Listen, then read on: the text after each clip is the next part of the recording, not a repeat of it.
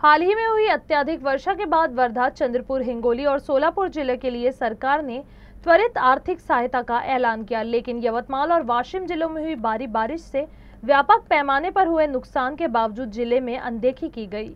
यह आरोप सांसद संजय देशमुख ने राज्य सरकार पर लगाए हैं। देशमुख ने सरकार की कड़ी आलोचना करते हुए कहा कि किसानों को वादा तो किया गया, लेकिन असल में उन्हें कोई मदद नहीं मिली। वर्धा, चंद्रपूर, हिंगोली आणि सोलापूर जिल्ह्यामध्ये झालेल्या अतिवृष्टीमुळे झालेल्या नुकसानासाठी तात्काळ मदत जाहीर केली।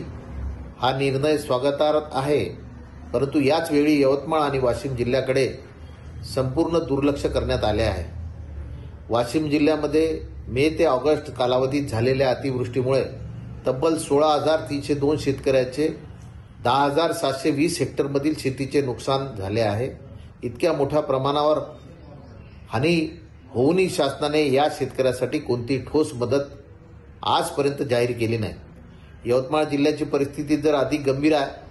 मे ते सप्टेंबर या काळात झालेल्या पावसामुळे 3,11,021 शेतकऱ्याचे 2,34,853 हेक्टरवरील शेतीचे प्रचंड नुकसान झाले असून कापूस, सोयाबीन, तूर यासारख्या खरीप पिकाचे मोठ्या प्रमाणावर नुकसान झाले।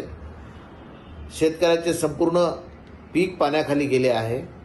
अनेक ठिकाणी घरं, जनावरे, रस्ते, विहिरीसाठी मोठा फटका बसला आहे। मुख्यमंत्री स्वतः 13 सप्टेंबरला यवतमाळ दौऱ्यावर आले होते।